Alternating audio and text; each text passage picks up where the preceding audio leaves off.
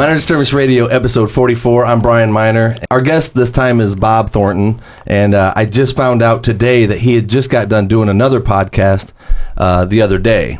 Yep. What? Side C podcast. Oh, yeah. And so I wanted to clear the air with that because, people come to me like, hey, man, there's other people doing a podcast, man. Yeah. You gonna fight them in the street, man? It's a free internet. Yeah, it is a free internet. People As a can matter of do what they fact, want. like I said, I've said it before, I'll say it again. Everybody's free to do whatever the hell they want. I mean, you could start a podcast, you could, you could start one yourself, host it. That'd be awesome. I'd watch it. Yeah, man, go run with it. Do it. I'm with that. I mean, after a certain fashion, I'm kind of like the more the merrier because it just serves this idea that there's something going on and that there's kind of a scene of people wanting to talk about stuff that's important, and there's enough important local stuff going on. We talk about it. It is kind of the era of the podcast anyway. I mean, most of the most successful radio shows are podcasts, believe it or not. Yeah. So terrestrial radio is kind of dying, unfortunately. Yeah, it kind of is. It is. And I was thinking about that today because I think that, now that looking back at like what Napster kicked off and Pandora and Spotify and stuff like that, there's part of me that really wants to see everybody sort of band together and pull out of it and just not do it and just be like, nope. If you're going to find our music, if you're going to find new music, or if you want new music that's good new music, then you're going to have to go to some source where you don't get to pick and choose what you want, and when you listen to it, you just sort of have to wait for it like we used to have to, You probably remember listening to the radio, and have your tape player set to record, but on pause, waiting for your good song to come on, and then you'd start it just before the end of each song, and then it wasn't the song, and you'd have to pause it. Absolutely. So you'd end up with Not these only tapes. that, but every tape that you had that was like a mixtape had some stupid DJ finishing up his rap, or he's talking over the cool intro, Totally, the intro of 17 by Winger or something. You don't want to talk over that, butthole. Shut the fuck up. I remember trying to get Fly High Michelle all the time when it came out. Enough's enough, man. I was trying to get it off the radio, man. Yeah. But I mean, didn't work out. The thing about it is that the way it's working now, I mean, as an example, I just bought the new Failure album. But if I wanted to, I'm pretty sure if I had a Spotify subscription, I could have just had my Spotify subscription and then gotten listen to the album through Spotify anytime I want, provided that nothing happens and, Spotify doesn't dry up or whatever. But then the artist that I like and want to support doesn't see shit from it. They see nothing. I have to take it upon myself as a moral person to pay for the album. Wait. I don't know what the fuck Spotify is. So you don't know about Spotify? No, I have no idea. Okay, imagine Netflix for music. But how? Okay, but Netflix, the movies that are on there, they get paid to be on there. They do, but I'm sure that it's I'm sure it's probably less money that they get paid than, say, like the way HBO was negotiating their deals in the past. In fact, one of the things that happened in the early days of Netflix, and this is fucking amazing. I would have loved to have been in on this meeting. The cable network Stars, they gave essentially their entire catalog of movies that they had paid for licensing on. They gave it to Netflix for 5 years for $5 million. Wow. Dude. Netflix made like $1 billion off of that $5 million bucks, man. Yeah. And that's kind of the thing about Spotify. Spotify is a service that has almost everybody.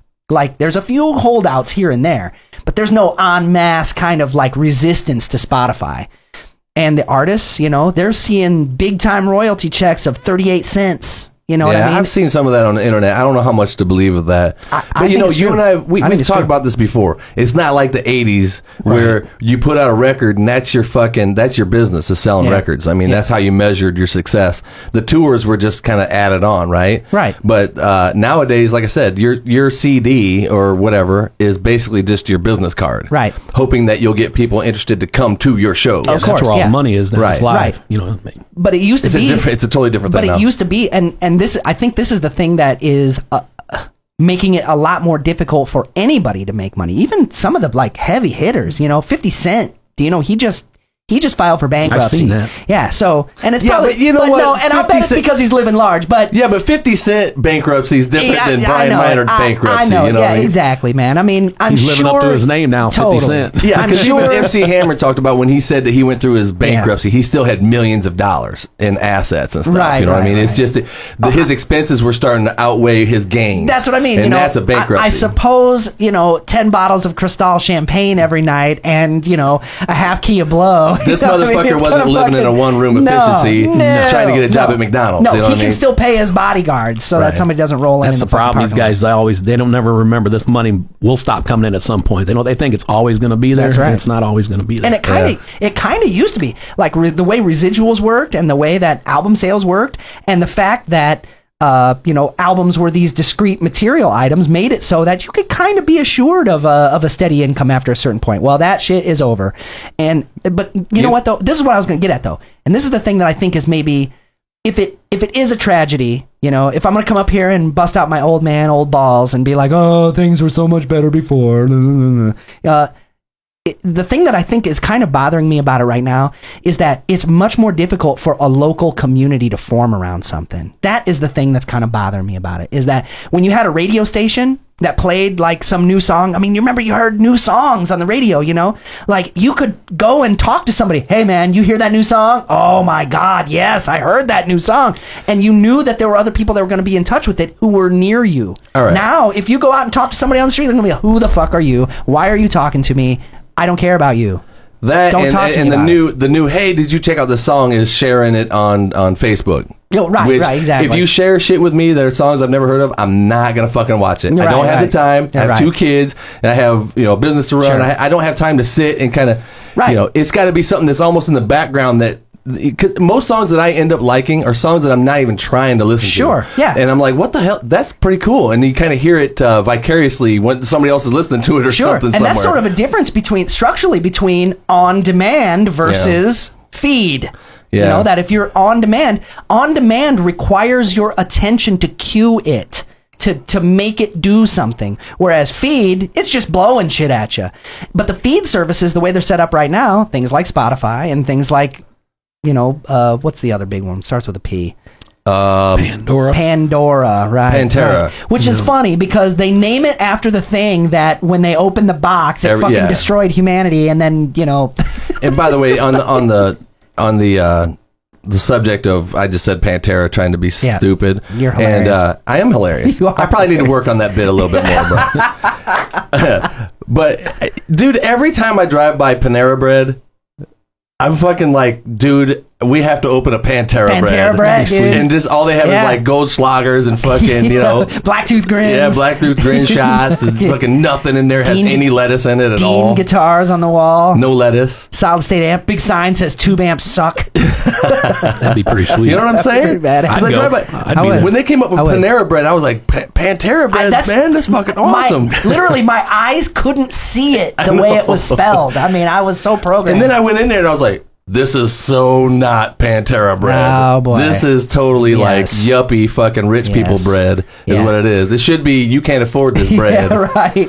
Yellow bellies. Bunch of yellow bellies. Yeah, my wife goes there and gets some strawberry almond salad. And I'm like, fuck that. You just paid $9 for a fucking almond strawberry salad? What are they charging $1 per grain in that 47 grain bread? You got to spend like $20 to get a foot-long sandwich in that place too, man. If you're hungry, you're screwed. Yeah, you ain't doing shit, man. You're going to leave there hungry and broke. No, we're with the poor people. We're down at Subway eating fucking yoga mats. And on top of that, Panera Bread, if you order a bunch of stuff, they will package that shit like they're shipping it across the country. They will, too. They'll give you like cardboard boxes that like they don't give a fuck. They're like, fuck the environment. Here, we're gonna pack it. You wanted a sandwich? They're gonna give you like, you're gonna have to get a 2-wheeler and shit to get the shit out of it. No, it's all biodegradable. And by the way, the dry ice that they pack it in to make it so it remains a steady, 46 degrees over your cross country trip that you're gonna fucking take. Wow. They've paid that off with their carbon credits. They've made sure they've traded in their solar for the carbon credits. All right, so some of the hot topics that are going on right now, sometimes, like I said, we do whatever the fuck we want on MDR. Yep. That's just how it is. I mean, sometimes we're staying right on music and we're talking about that shit. But I feel like you're about to strap on your waders here. I ain't got time for all that. What I'm trying to get at is I want to talk about some what's going, some shit that's going on right now, and just kind of, put it out there, and maybe we can give our 2 cents. And I know you and I are going to butt heads. Are we gonna like? I got to get between both of you guys here, man. Or what? Are we gonna get into the extreme amounts of political and social? There is a good possibility that we will maybe shift the dynamic of who likes who on our podcast anymore. I used to like Brian until they talked about this. Now I'm on Travis's side, and then Travis, he needs to get over it, and I'm a Brian fan now. So they might leave here hating all. You're of us. lucky. You never know. You get to leave. I get to leave. I don't have to. Okay, cool. It gets too ugly, man. Yeah, but obviously, I mean, I'll start with the soft one first. All right, okay? here we go. Softball. I'll start with the soft one. Okay, I'm heartbroken right now because one of my favorite stand-up comedians of all time, and the cleanest and all that, has been our favorite Bill Cosby. Oh, right? Yeah, right. I mean, if you go back, I've told you this a million times, go back and watch, himself. It's Bill Cosby himself. It's and great. One of the best storytellers of all time. It's brilliant. And then all of a sudden, these bitches from way back when are complaining about, getting roofied or whatever, and, because he was putting Quaaludes in their drinks, right? Yeah. And like they weren't going to suck his dick anyway. Right.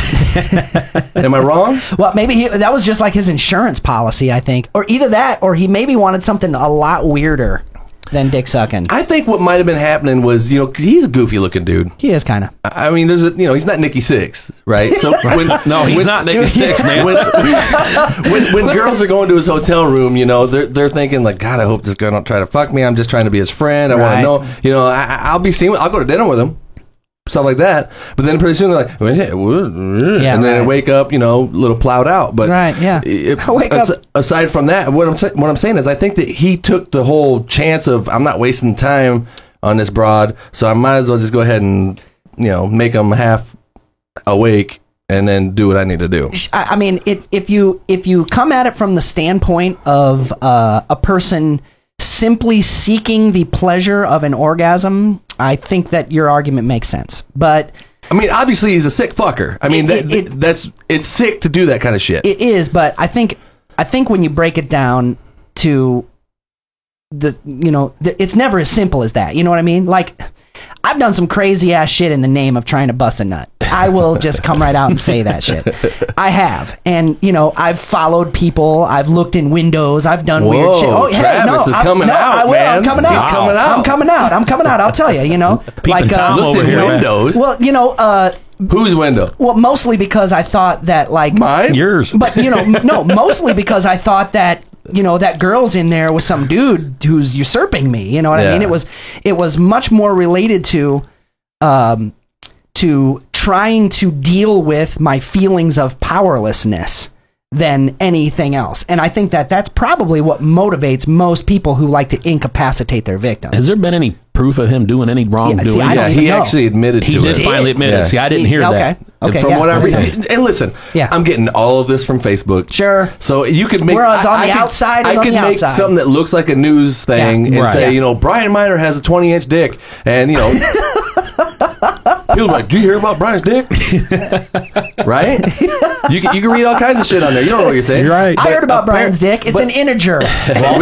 All the celebrity deaths that are on there all the time. Right. Yeah, all that stuff that happens. So, who knows with that? Right. The guy's sick, right? I mean, to incapacitate a chick to try to get in her pants, that's wrong. Absolutely. Okay. I'll tell you the difference between me and Bill Cosby. In the past, I've been in situations where I've been, I'm playing in bands, out fucking, playing late, chicks hanging out at the bar still late, and there's been several times, at least 3. I'm being honest with you, where there's been a girl that clinged on to me and wanted me to take them home. Yeah, and I'd get them. In the car, and we'd be heading to where we're going, but I'm kind of reading them, because I've been drinking too. Sure. I'm reading them and seeing where their mind's at.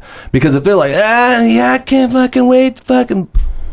right. Passing out. If you're thinking to yourself, I gotta get some water into this chick, or else she's gonna be fucking dead to the world. I know of at least one instance, and Ted Renner can attest to this. He was on the show. He was at his house. I brought her to, and I put her downstairs in one of his empty rooms, got her something to lay on, put her down, and totally could have fucked her. Well, yeah, but I mean, totally could have. It would have been a different definition of fuck. But me as a man and a person, that's not good sex. No, it isn't.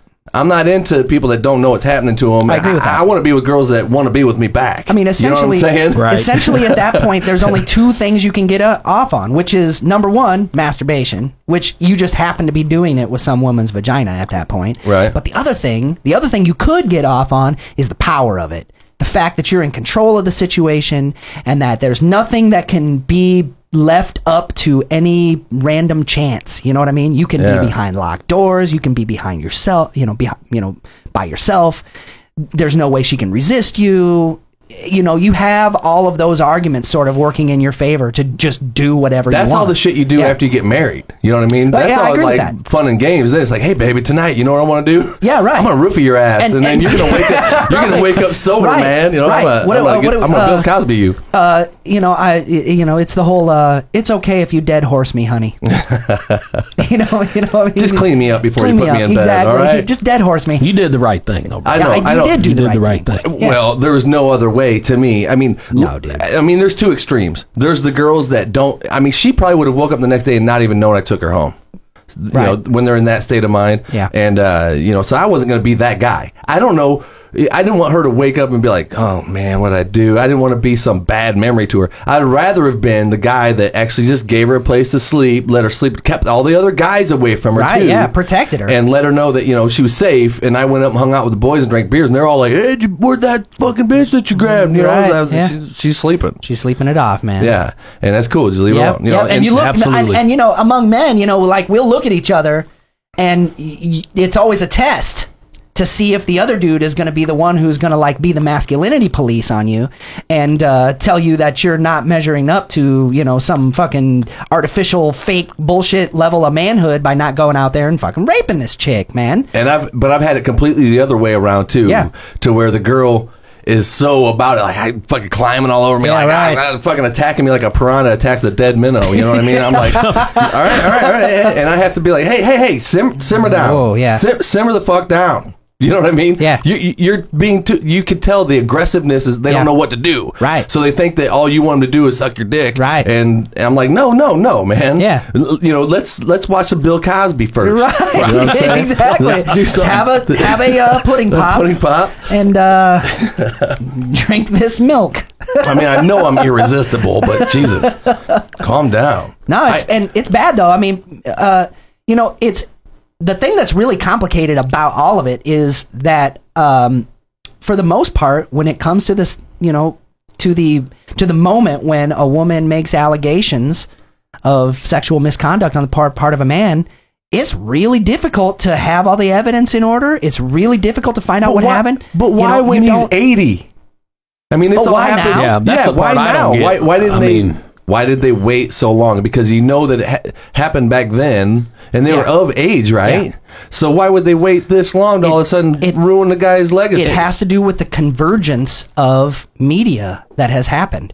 That since there has been this rise of the power of this feminist narrative about something called rape culture, that part of informational society was ready to find out about something like this. And then what touched it off was a black comedian who then referred to Bill Cosby as a rapist, and the video went viral. At which point then, all of these women who had been essentially marginalized legally now had an avenue in order to be able to make their case and have it be taken seriously in public for the first time in their history. So that is what happened, man. All right. A little money on the end of the tunnel, I think. I think you're absolutely right. I don't think it's some purely... he's not going to go to prison, right? I mean, the statute of limitations can't is up, imagine correct? it. I mean, I don't even think anybody really knows the full story. Can you imagine watching Bill Cosby go to prison for he's going to off himself? I mean, you go from this legendary, comic. His legacy was assured. Absolutely, and now it's tarnished. Now it's tarnished, yeah. And because somebody says something. Because somebody says something. And because the ground was fertile for it. But he did wrong too. He did do wrong. But that should have been known way back. It's kind of like JFK. I mean, everybody knows that the dude was a fucking philanderer and a womanizer. They know he was cheating on his wife with all these women. He got Monroe, didn't he? He did, man, and it's pretty well. That? Yep, it's pretty well documented, man. Man, if it was this era, they'd have a sex tape that would come out, and that would sell more copies than Tommy and. It'd sell more copies than his fucking memoir, you know. And that's kind of my point about it. It makes it so that a nobody who comes out and says something can have major repercussions if they're at the right place at the right time and say it the right way, put it in the right video, however you want to put it. Well, I'm all Bill Cosby'd out on this one. I've said my piece, man. Bill. Which, hey, you know, I still love me some Bill Cosby, man. Me too. I'm sorry that he had some weird problem with his penis. But and did I'm he? sorry. I mean, did he? Yeah, We don't know. If I would like to talk to you. Well, here's my point, is that even if he didn't, he does. Right. It's because of all of the talk, and he can't stop it.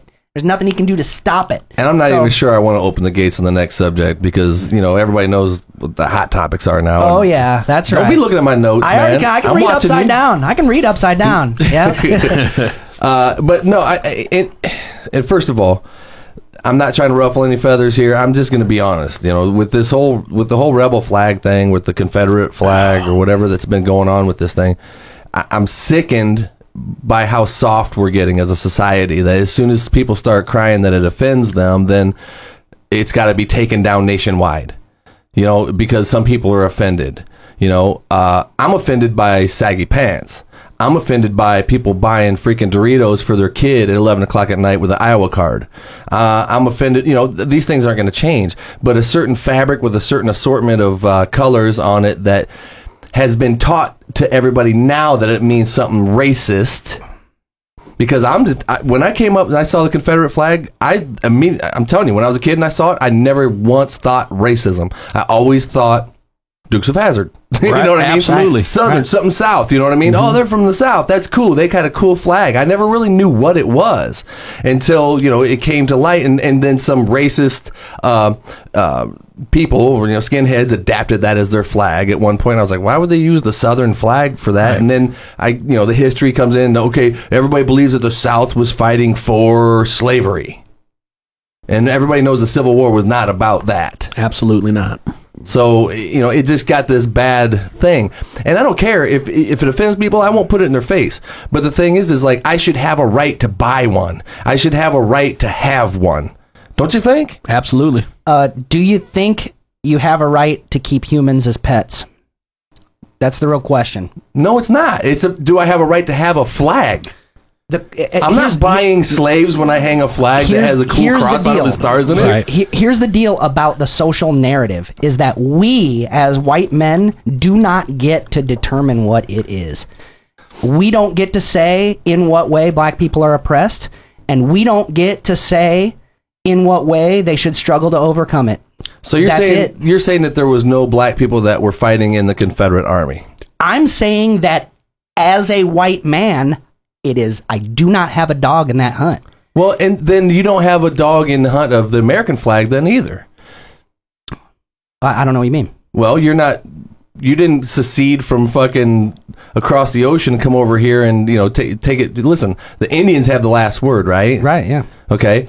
So what do we have? You were fighting about a North and South flag, whatever. You know, I'm telling you, I'm not fighting. Okay. I'm not fighting. But people are. I know they are. You know, because I woke up one day and I was like, am I supposed to have a fucking rainbow on my picture now? Or what is everybody pissed about today? You know? Well, this thing's bigger than the flag. I mean, what's next? I mean, it's just going to keep on keeping on until we can't pretty soon, anything. you know, you won't be able to have certain flags. You won't be able to have, you know, this type of clothing, this kind of symbol, this kind of anything. I mean, look at my Redskins. I mean, they've already said that they cannot use that logo of the Indian profile on their helmet anymore. Yep. And what the fuck for? What is that bothering? Mm-hmm. I thought it was cool looking. And I remember very well the argument that you made about the symbolism of the Redskins, and I thought it's going to change now. And I thought it was a brilliant argument, but at the same time, when you're dealing with the public narrative, here's the other thing that I just gotta bring back up, which is that this is not about anything that is a physical thing. This is not about flags. It's not about history. It's not about any of that stuff. It is about competing public narratives. And when it comes to oppressed or marginalized people in society, the only voice that white people legitimately have in the public narrative is the one that dismantles the perception of their own privilege. That's it. I get it, but you're still, in what you just said, made it a black and white thing. I'm telling you that right? when it I'm telling you that when it comes to white people calling themselves white, that is something possible. Whereas if I am going to try to understand what it's like to be black or to define blackness, it's not something I can do because I'm not black. Well, I can tell you this. I had a Confederate flag hanging in my garage. I thought it looked cool because at one point I was in a band where I was supposed to be, we called me the Hellbilly. That was my character. I wore bib overalls and a cowboy hat, and it was supposed to be like this, all right, dude, and that right there is, making fun of that, Southerners or whatever. Right. But I still had that flag hanging in front of my cabinets because that symbolized that, the South. I was supposed to be Southern. Sure. And, I remember Lee at the time telling me, I don't think we could do the Confederate flag. And this was 5 years ago, 6 years ago. Yeah. And I was like, why? Nothing says Southern more than that. And he goes, no, but he knew, sensed. Right. But my point is, the flag that he replaced it with was a big pot leaf. Right. Right. That's okay. You know what I mean? Right. Because here's my point is it's really not about whether things are okay or not okay. It's about what the conditions of public narratives are. If you want to have any symbol you want in your garage, who gives a fuck? Nobody sees it there. But the problem is that if you foist stuff that's meaningful to some public narrative, we're still trying to figure out what foist means. Right. No, if you hold aloft, if you hold up, right, okay. I get it. If you do that in public, all right, no matter what your individual explanation is for it, no matter how you've got it figured out, no matter what facts you are in the command of, it can only serve in the perception of that narrative as being a vote for that narrative or against it. Okay, but here's the problem. If you're offended by it, how can I be held accountable for that? I have a freedom to do whatever I want in this country. That's what we went to war for. I agree with that. So if I want to have it in my, they can't sell it anymore. Right. Nobody is selling the flag anymore. Yeah.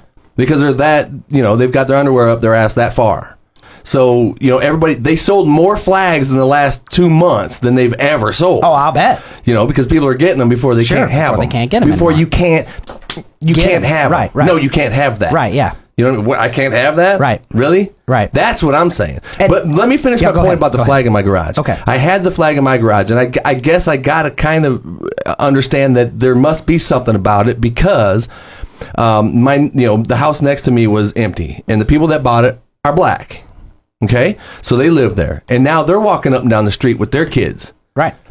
I took it down. Knowing that they might see it. Because I knew how misconstrued that could be, and I am not a racist. And that's the point. I just thought it was a cool looking flag to hang. Everybody's got the, kiss my rebel ass. It's about being a rebel. Right. To me, I adapted it as that signifies I'm a rebel. I go against the grain. That didn't mean that I hate black people. It didn't mean that I want to own slaves. It didn't even symbolize anything except for that's the rebel flag. Right. Isn't it pretty neat? Right. And I'm with that. It's this very basic idea to a study of language called semantics, part of a broader subject of rhetoric, but it has to do with the idea that the associations between an image, a symbol, whether it's a letter of the alphabet or whether it's a flag or any of that, and what the effects of that symbol are, what it means to people, is something that is really indiscrete. In other words, they're not connected naturally. The only thing that connects them is what's in our minds. So in order to take care of each other's minds, sometimes we have to ignore what we think something means and serve others by either putting forward or removing or somehow changing the symbols that we put forward, not because we think it's right, but because that is the thing that allows them to get the right idea about us. I just think we have bigger problems to pursue in this country other than what flag you hang at your fucking house. That's always the case, though, man. Go ahead. If you want to take it off your courthouse and all your public buildings in your state, that's fine. That don't bother me. Yeah. But don't tell me I can't buy the flag if I want it. Sure. Right. Okay. And I totally agree. But I just think it's kind of getting ridiculous. And where does it stop? I'll tell That's you. the problem. Is it going to stop? No, When it's will not. it stop? It's not going to stop. It'll never stop. It'll never stop. What's that flag that you're wearing there? Isn't that like a British flag or something? Yeah. Okay, What's wrong well, with see, didn't we fight a war against them assholes? Yeah. No, there would have been a time in American history that if he would have displayed the Union Jack, he would have been counted as a Tory and maybe put in stocks or put in prison or generally fucked with. But now it's okay. But now it's okay. Well, it says Def Leppard on it, man. Well, that makes it okay. So we take You see Def what I mean? Leppard off. Like, there. as far as the Tory narrative was That concerned, makes it okay. That shit was over with by the time, like, let's say the Beatles landed. Right. There would have been like, if the Beatles had tried to land in like 1779, that would have been a major fucking problem. It'd have been an invasion for real. It would have been a real invasion. Yeah. Yeah. But it took time for the narrative to shift. I get it. You see what I mean? Yeah. And I'm not, notice I am not saying what side of the issue I'm on. Well, you don't need to be on either I'm side not of the saying- issue. You just have to be able to stand up and go, stop fucking with my rights. Right. Okay. Now I'm not hoisting that flag and putting it on a pole on the back of my jacked up F-150 driving No. through the streets trying to be a dickhead. And by the way, and when I see that, I'm like, come on, man. You don't have to prove your point that way. My thing is, it's not about the flag. It's not about this. It's not about that. It's just about how we as a society are starting to act like a bunch of jackasses. And that's the big problem here. it's going to get worse. Sissies. Yeah. Okay. It's going to get worse. Acceptance. Why is it that I have to accept you for your beliefs, or otherwise I'm a gay basher, racist, whatever it is? You get all these hot button labels. Yes. But you can't understand that I have my own agenda and what I think, and you better fucking adhere to it too, because I have to do it for you. Well, if you're a member of a privileged class, you never want to dismantle your privilege. I'm a privileged class. According to these philosophies, you absolutely are a privileged class. And the fact that you have the luxury of not knowing it, as far as these philosophies are concerned, is the proof in the pudding, is the evidence that you're privileged. That should not be being said. Saying that, well, you're white, so you're privileged. Really, I'm human. You're human. Exactly. We're all privileged. Well, if you could just, the more you fight about the history of man, fuck, black people have had slaves before. Absolutely. I mean, you could go back. We've all been assholes. Absolutely. We came over here and took the land from the Indians. We're assholes to the Indians. They're the ones that should be saying shit about America. Anybody, this is a fact, and maybe, I don't know, maybe this will be the capper, but this is a fact, that anybody who wants to go into the history of humanity and find out what group is the oppressor can find any group they want, period. I love it when you're in your environment like this. Yeah. I love it when you're happy. Every time you show up for a podcast, you're just ready. You're ready to go on blast. I love it. I love it. And I have to try to pull it back for, the dumb people like me to okay, let's talking a language we understand for a second. But in other words, smart people pills. On the light side, yeah. On the light side, I went to Rock Island High School. Yeah. Okay. And before that, I went to Washington Junior High. And if you don't know that area, in our area, that's a pretty mixed cultural area. So there, it was probably more. I don't know if it was more, but at least half black, half white, half, you know what I mean? It was mixed. And I grew up in that environment ever since I was a kid. I grew up in Rock Island, and I was constantly around. I mean, my best friends were black. Yes, you know? So, I mean, it was, some of my best friends now are black. That's what I mean. So I grew up with no racism. Yeah, if you tell a story right now and you say two guys walking down the street, you don't mean two white guys. You don't mean two black guys. Right. It could be a mixture of black and white guys. But here's the light side of things. Okay, the whole, the myth about the penis size, right?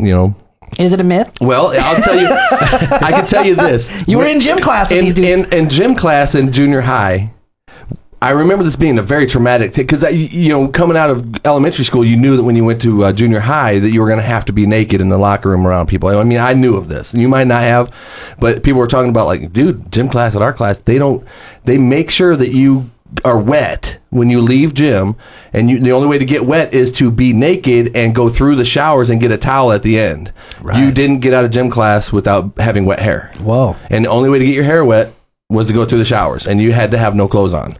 It was mandatory. There's Brian at the drinking fountain. No. Trying to. I saw dudes around me were they could. I don't know how they mastered it, but quickly they could drop their shorts and put a towel on, like almost in the same instant. Right, you know what I mean? Like you could almost see like, whoa, was that a dick? I don't know. That was a small dick move right there, because dude. I got to admit, dude, I was one of them. Yeah. And I could get that towel on like that. Because, you don't know where you rank. It's kind of like the guitar contest. You go into it going, I don't know where I stand here, man. But I know there's a lot of black guys in my gym class, right? And there was one that would walk with the towel on his shoulders. Talking about, But you know what? Yeah. I was like, God damn, really, man? That's real? And biggest dick in our gym class. I'm sorry if this grossed anybody out, but the dude named Bill Potter, he's a white boy. Right. He was fucking like Arnold Schwarzenegger, like, like batting between his legs, and he didn't give a shit. Nope. He was walking around like, what? What are you guys so worried about, man? Why would you give a shit? You know what I'm saying? And everybody else is like, oh, God, they're crossing their legs, towel. It was a that weird... That reminds me, I need to buy a grandfather clock. I don't know if you guys remember that. It was traumatic for me. But, I found out I was right. And, I was batting okay. I was all right. So I didn't have to be ashamed, but I couldn't be too proud. Right, exactly. You can't walk with the swagger, the talent and thing. But one of those dudes who fucking loses consciousness when he gets a stiffy. I'm like, shit, there's Bill. Get a towel real quick, man. Get this guy a couple of mics at O negative. I got to admit, I was pecker checking. I couldn't help it because I had to know where I was. Everybody was naked. Well, how you not going to look? It's not a gay thing. It's just how you're not going to look. And nobody just wanted to know where you were, bro. That's right. You want to understand your status. You want to know where you are in the pecker order. Pecker order. But dick I think that's why everybody wanted to cover up, because everybody knew they wanted to look at each other's dicks. Right. Everybody knew that. But nobody wanted to know that they would have to admit that they were looking at each other's dicks. Yeah.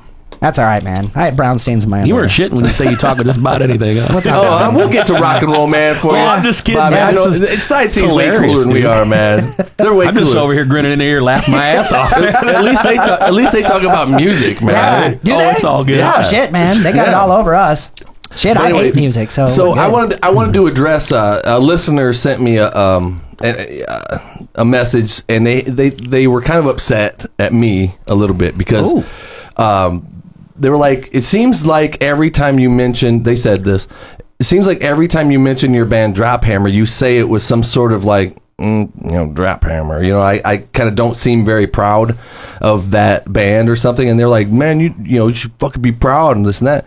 And, I just got to say that if I've said the word Drop Hammer in my life at least 8 million times, you know, and I'm on a podcast. I host a podcast that we talk about music. And when I talk about my heyday, I'm going to mention my band. And I get tired of hearing me say Drop Hammer. So I kind of push it off because I don't want people thinking I'm all like, Drop Hammer, and then fire goes off and smoke is like, Drop Hammer. Yeah. I don't want it to seem like that. So I guess I do kind of get a little bit inward when I talk about that. I feel you on that, man. I've never... And I know you know this about me. I've never been much of a real self-promoter type guy. So, if I mention my stuff, man, I just don't want people to think like... And I don't want to feel like I think that somehow if I'm doing something or if I did something that's like some reason to be all excited about myself or better or whatever. Mm-hmm. And some people would say, I have low self-esteem, but whatever, man. That's just how I feel about it. Well, you and I are different that way. That's the kind of the weird chemistry that we have. I have people that write and say like you and Travis have a super cool dynamic. Travis sucks. You're really funny, but whatever it is, or the other way around. I don't know. I skim over it sometimes. But there's some kind of yin and yang activity, right? And your personality is completely different than mine. I would take every opportunity in the world to boast myself. Really? But because I don't think that way about you. Well, look, I have a podcast called Minor Disturbance Radio. Or maybe it's because when you do it, I don't take you seriously. Okay. Well, you're one of them guys. It's like, and you learn that as a guy like me. You go, it don't work on him. Okay, next, right? Exactly. Who's this going to work on? Right. You know what I mean? Right. Hey, do you think wrestling's real? Okay, get over here. It is, man. Oh, sorry. No. I didn't. And Santa Claus. So just don't get the same handwriting. Don't get it twisted, man. I'm super proud of what I did 15 years ago. I mean, I was really proud to have been writing music and doing that and shooting for the moon. But I don't think that it's something that I feel comfortable still 15 years later saying like, when I was in Drop Hammer, I fucking did this and that. I need like lights to go off and like, right. Back when I was in my band, Drop Hammer. Right. No, you actually have to say back when I was in Drop Hammer. on, and hit the reverb and fuck yeah, all that shit. And come on, do it, maybe man. some sparklers. Maybe That sounded great. Some smoke machines, a couple smoke bombs and shit. Marshall stacks, PV stacks. Yeah. I'm sorry. No, we PV can, stacks. It's drop hammer, damn it, they're Marshalls. I don't Actually, know. they're It's PV. I drop play hammer, PV the damn whole it. They're time. PV stacks, man. Anyway, so yeah, I mean, don't get it twisted. Like I said, I don't want to be redundant with and constantly be like mentioning, because when I talk about my heyday, a lot of it includes that time I was in Drop Hammer, because I did a lot of cool shit in that band for my life in music. Dude, you guys were a and great so band. when we're talking stories and I go back, I don't want to go, yeah, when I was in that band, Yeah. one time I did this. I want to say that it's, Drop Hammer did this, but right. I start to go like, man, you already said Drop Hammer 10 times, right? Totally. And if it were me, I wouldn't want to hear. Maybe I'm wrong, but I start to get a little inward because I don't want to seem like I'm always just talking about Drop Hammer. But you always have a level of excitement for promoting like your buddies and stuff, which is cool. I mean, back when I was in Fleetwood Mac, I just really, ABBA called me up and dude, and the money was right. You had to take the money was right. Self-promotion isn't your thing. I mean, you were always just like, yeah, I play guitar.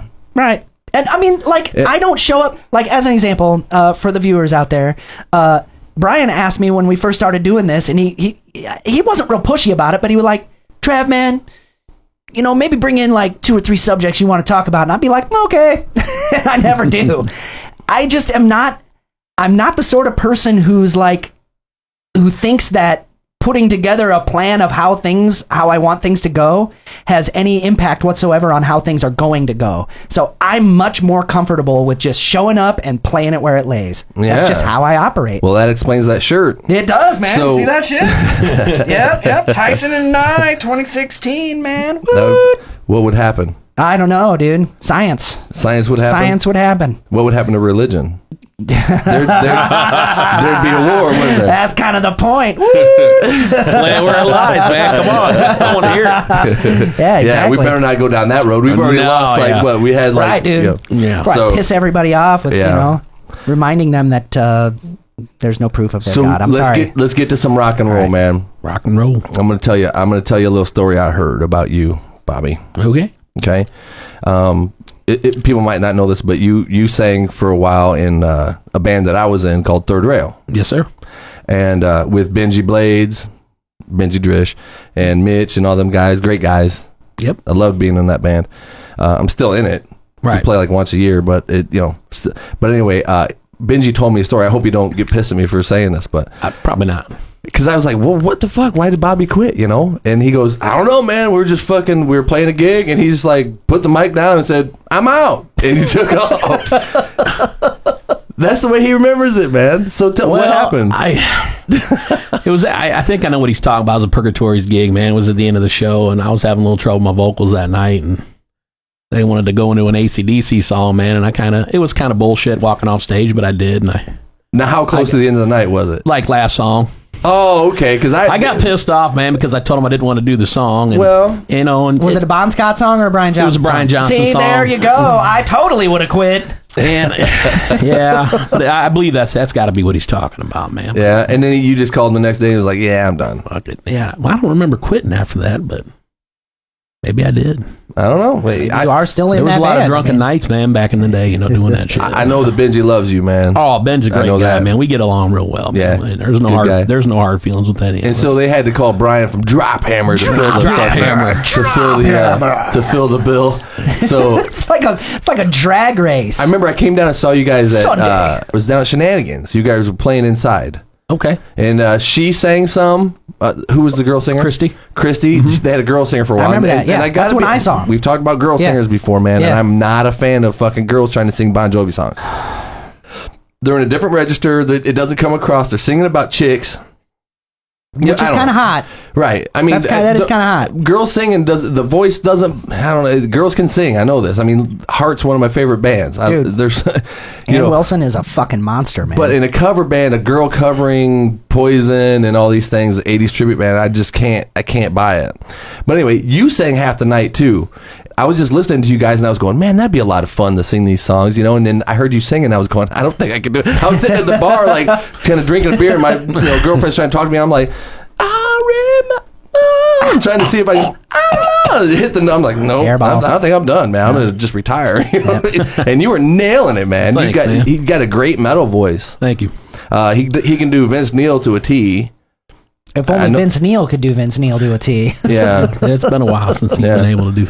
And then I came out to Orion and saw you guys, and that's when I knew that they were looking for. I was actually only there to fill in. I wasn't even in the band at the time. Oh, okay, yeah, because I was there to check it out, see if I'd be interested in doing it. Yeah. And once I saw Benji, I was like, hell yeah! And of course, Ed. You know, Ed's great, man. You still play with Ed, man. Right. I was just going through a time, man, where I was just burnt, tired, and I just needed to get away from it for a while, man. Yeah. And I actually took a couple years off, didn't do anything. Cool. Didn't play at all. You know, and then I got a call from Scott Whitehall one time, and I've been in Crossroads for on and off for like 12 years. Uncle Scotchy. Well, I'll tell you something. I've asked Scott Whitehall to be on the show several times, and now he's to the point where he won't even respond to me. So quit being a prick, Scott Whitehall. I know that you can do this. I will force you to do it, and we'll get in here and talk about guitars and shit. Everybody wants to hear from you. Come on, fucking MDR. Let's do this. We'll get him on here. I remember one time I was hanging out with Scott Whitehall, and he was talking about something, and I responded, but I filibustered, you know, when I get off on a tear, like verbally. And I got done, and he looked at me and goes, "Are you on drugs?" I could hear that come out of his mouth. I said, "No." So you're in Crossroads now. Crossroads, yes. Yeah, and you're just singing? Singing. And you do the acoustic thing with Scott, me too. and Scott do an acoustic duo called The Marvels. We just have fun with it. We just do all kinds of stuff, you know. Keep him busy? Fairly busy, man. A couple times a month with that, and 3-4 times at Crossroads a month. So in the acoustic thing, you just sing in that also? Yeah. Okay. Now, I came across something on, you guys put it on your Facebook somewhere of you doing a Foreigner tune. Yep. Can't remember which one it was. Double Vision. Double Vision. I love Double that song. Vision. I love that song. Good Lord. And I'm listening to this, and I'm sitting there, I'm like, Bobby's got it, man. Dude, Lou He's Gramm nailing is it. the fucking man. It's a great song. I love that song, man.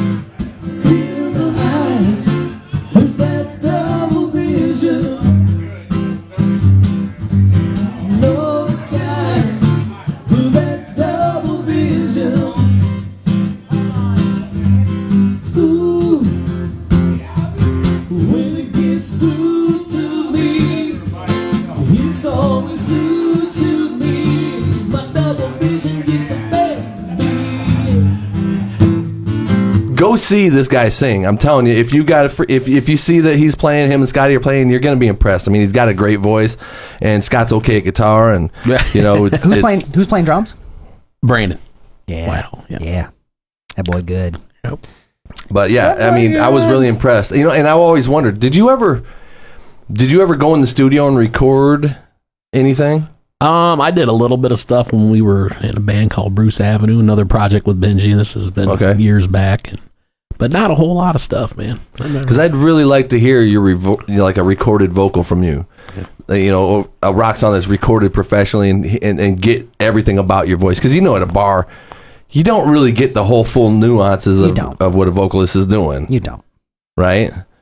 It's up to the sound man. He's got the wrong delays on. By the way, I just played 2 weekends ago, and we were at a place that, you know, I don't know, man. I'm probably talking out of school. I'm pissing people off. You gonna talk shit on this place, Brian? No, not the place. It wasn't the place. It wasn't anything. But we roll up, and God damn it, bar owners. If you go to a bar and the bar owner's talking about putting on an outside show, tell them no trailers. No trailers. Bands don't like playing on trailers. I hate trailers, man. They fucking suck. You get a trailer that's like 6 feet tall, right? And then it's what, 6 feet wide. Yeah. So the singer, if you have a 4-piece band, you have a front man singer, he has nowhere to go. He has to constantly look at the ground and make sure he doesn't trip over the kick drum mic and fall off the fucking front of the stage. I'm not the only one that thought that. Jesus, that's the first time I heard somebody else say it. It's terrible. I'm just saying, if you we're not talking about like a flatbed. Like, no, they bring like a flatbed. Like a semi-trailer. Flatbed trailer. Yeah, it's just a trailer. It's a semi-trailer. Yeah. So it's like 100 feet long and 6 foot wide. Oh, right. And you got to get a whole band on there. And then the point is, bands would rather play on the ground. I would. Absolutely. I would rather be on the ground than up on a trailer. Dude, Absolutely. playing on the ground outside with a crowd is fun as fuck. I would rather do that than and be the up on a crowd has trailer. a great time. And the crowd has a great time. There's nothing worse than, all right, man, we're about to rock, man, and you have to climb up some makeshift ladder of stacks of boxes and try to figure your way up on somebody helping you up, And heaven forbid you fall off the front of the stage. I mean, I've got long hair and I'm singing, it gets in my eyes. If you step wrong, you're going down, man. I've had a two where they've also brought two trailers in and put them back to back. Now that's okay, that's but better. But if you could lower them somehow, that'd be good too. Because we don't need to be 20 feet in the exactly. air. What is this, a Vixen concert? We don't need this shit. We're not fans of the trailers, man. It's just up and down that sucker Let's all night. boycott it as bands. Just like tell all the bars, get trailers out of the equation around here. Yeah. No more trailers. We would rather play on the fucking ground. Right. Make the monitors the line of where the crowd's supposed to stay and where our stage is. Yeah. Because they'll obey that. Most people don't walk in between the monitors and just kind of stand there where you're playing, you know what I mean? Sit on the kick drum, sit there and drink beer. Yeah. No. They kind of know. You can make that line, right? Right. So we don't need a trailer. They do. They make that line, and they tend to densify. I think that's the thing that's good about being on the ground. People tend to cluster up. And that's what you need. You need people to cluster up, get that feeling. Because then even if there's just 25 people there, they feel like they're a crowd of 10,000. Right. And it's amazing. Everybody just starts getting down. It's a good time. I'd rather look people in the face. And they can see me. I'm 6'3". Yeah, right. You're going to be able to see the band from the back. Right. Just saying. But they won't be able to see your penis. Because they weren't in gym class with you at Rock Island High School. Yeah. So no trailers. No, what did you think I was talking about? Did you think I was talking about playing on top of like in a trailer court? Yeah, I was like, what? Man, you're on a trailer, dude. Now that gig would rock. That would rock. Cool. I actually did that once, man. You played on top of a trailer. I lived in a trailer for 13 years. So one of the times it was me and Billy Gardner hanging out and my buddy Josh, and we hoisted my Marshall Lead 12 amplifier on top of my trailer. And I was up there with my dad's SG, rocking out. Got the cops called on me and the whole 9 yards. Oh, man. Oh, it was great. Talk about getting the cops called. How many times? Man, when we were coming up as kids, and where could you practice? At somebody's house, right? Right, garage. In your bedroom or in the garage or somewhere. And it was always the deal, like, when are the cops coming? Right. Because they were coming. Yeah. And I've even tried to make friends with all the neighbors. Right. Like, when I bought my first house, I went door to door. I was like, listen, hi, I'm Brian. I bought that house. I'm going to be playing loud music in there. And my band's going to practice in there. Now, if it's loud and you don't like it, knock on my door, please. Do not call the cops. Not call the cops. Just come over, or here's my number. Call me and tell me, hey, Brian, turn it down. And I will gladly do it. Do not call the cops. That's another subject. And I always had the delusion in my head that nobody could hear it outside. It really wasn't that fucking loud until I went to the gas station to get something to come back, and Terry's down there practicing drums, and Jerry's down doing bass stuff. Yeah. And I'm like, you can hear that shit 2 blocks away. Yep. Kick drums and bass guitars. Amazing. And it sounds like shit. Yeah, we are horrible sounding. Yeah, so to all my neighbors, they're like, oh, Yeah. Now add a shrieky vocal on top of that. Killing them, man. Because when I practiced, I just had monitors and an amp and a mic. There was no effects or anything, man. So, we were trying to sing down there and shrieky and feedback. Yeah. All kinds of shit happening. Our neighbors are suing us, not for being too loud, but for sucking. That's too bad. Absolutely, man. That's too bad. Well, hey, we all know that story, right? Yeah. Where are you going to practice? Although, hey, have you ever been in one of come on over, dude, I got a practice space set up, man. It's totally soundproof, dude. And you get in there and you feel like you got a head cold because there's like fucking 8 layers of foam on the wall, fucking totally dead. Right. Awful. And then it does nothing for the low frequencies. So now your neighbors, it ends up being weird. Your neighbors next to your house, they don't complain. It's the neighbors like 6 doors down that are in some weird fucking resonance zone. Yeah. They're the ones that you're shaking the china off the walls. What? Right. Fucking plaster falling off. I mean, I had it down what to say to the cops. You know what I mean? I would just say, we're loud, right? And they'd be like, yeah, you're going to have to turn it down a little bit. I just say, okay, officer, but when is it like illegal to be loud? Well, you basically, you can make as much noise as you want until 10. Right. Till 10. And, okay. Yeah. but they suggest that you turn it down. Right. So thanks for that suggestion. Yep. Thank you, officers. They never waited until after 10 to come to your house either. They'd always did it before. I know. It's like, Right. All you gotta do is just not answer the door. Right? Then you gotta volunteer some information. Be like, and we're not down there smoking Primos, honest. Yeah. Yeah. God, man, just talking about Primos makes me have to take a shit. Why is that? What, That's so fucked up. This whole podcast just is like a back in the day thing. It is it really is. It's a glory day thing, and it's bringing back memories of band practice when I was young and hungry, and my whole week revolved around band practice day. Yeah. Couldn't wait. Right. One of them bands would be Accent Province. I couldn't wait to get over to Graber's house and fucking play Megadeth songs in the basement with with everybody and nailing these Metallica songs, because back then that was cool. If you could play a Metallica song all the way through and you're the solo. Oh yeah, doing all the dual parts and shit. Oh my god, you're like king shit. You were. And then everybody learned how to play Metallica after a while. I know. It's like, you know anything else? No. Yeah. It's because they started playing like weird, simple shit. But that's cool though, man. You got to have your influences, man. They were huge, man. That's true. They were huge. I think we all learned to palm mute, listening to James Hetfield. Well, I just knew that metal, that type of metal, was a great avenue for like guitar player to play. Yeah, it kept you busy. Oh yeah. Running Down a Dream is a great song. Yeah, right. But so is Master of Puppets with the E to F fucking pivot exactly, to the beat. Right. Like nobody ever did that right. Sure. They didn't know that it was, it's intricate. There's a lot of cool shit happening. And it's all downstrokes. If you not do when it I right, played it, not when I played it either. But if you ever sat there and tried to get it all downstrokes, you can do it for like a measure and a half. It would sound like this. Dun, dun, dun, dun, dun, dun, dun, dun, dun, dun. That's how it sounded with me. I would just cramp my shoulder doing but that I could still shit, get the alternate picking right to where. Oh yeah. No, it definitely to try to make the palm mute sound right for both your downstroke and your upstroke. Because it never sounded exactly like what the record was like unless you downstroked every single fucking stroke. Everything. And you know nothing about that, do you? No, I don't know a damn thing about it. Nothing. I really don't. Downstrokes? Are we talking about gym class again? Let's talk about singing a little bit, because I'm a singer too. Okay. And do you notice, when did you learn that drinking a glass of milk before you went on stage was a bad idea? I didn't know it was a bad idea. You've never done that? You've never drank like dairy products and then tried to sing? No.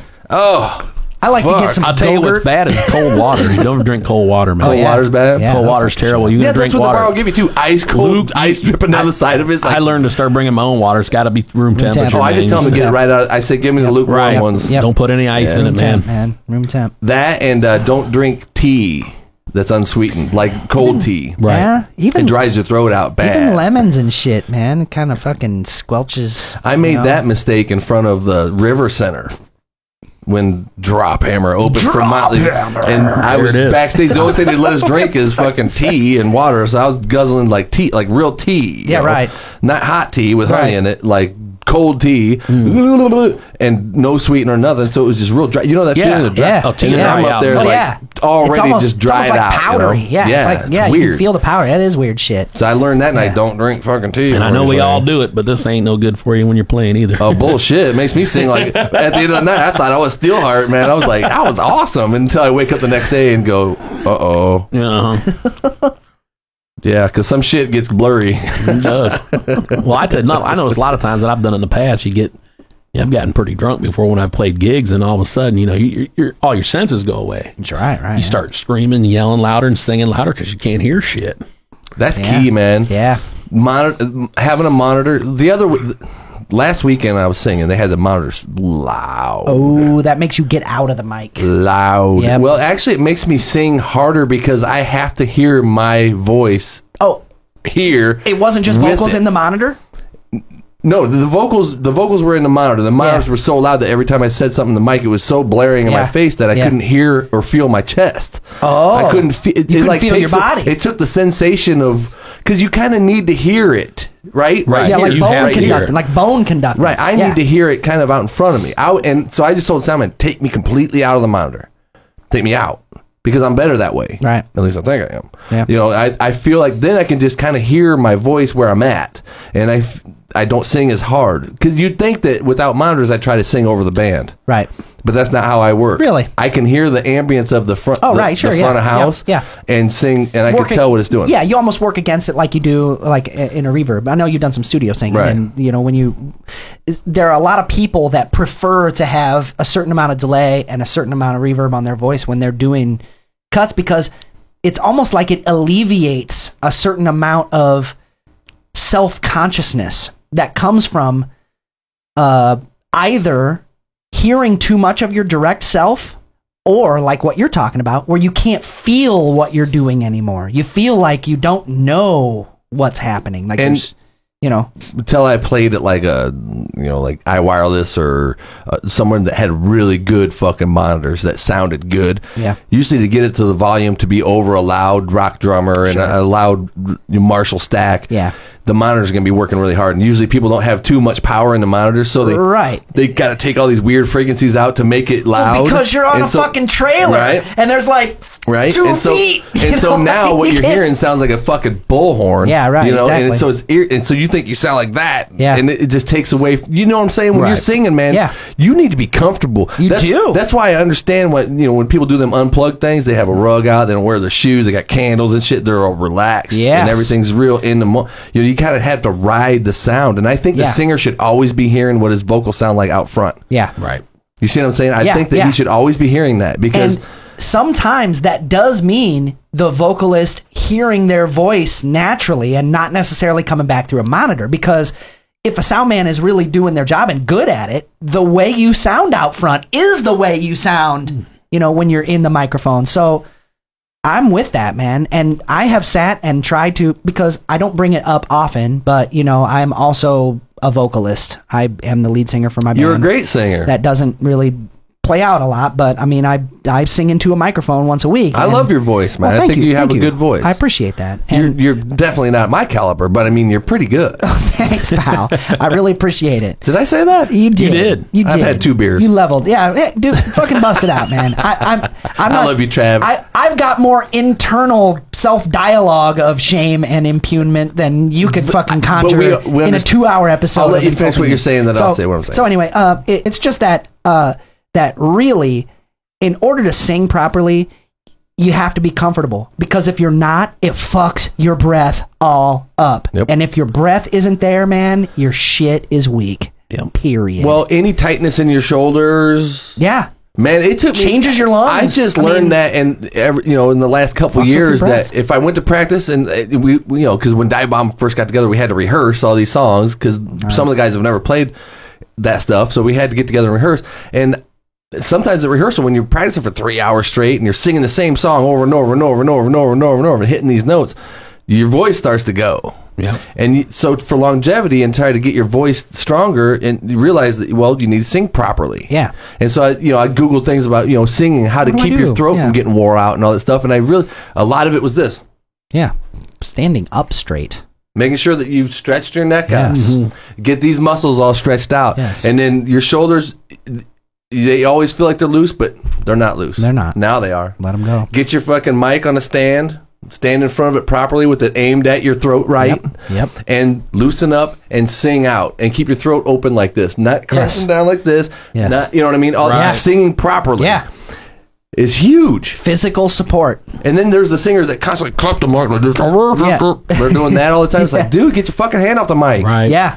You know? And that's a nightmare for the sound guy, too, because you're changing the frequency response of the I microphone. find myself doing that. Rob Cimarusty taught me this, because he was our sound man for quite a while.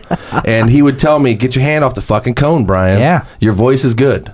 Yeah. Let it needs to get all of that, because what you're doing is you're cupping it, and you're making it sound like AM radio now. Right. Get your hand, hold it down low. I know it seems like Donnie and Marie. Yep. But keep your hands up, because most metal guys, they cup it.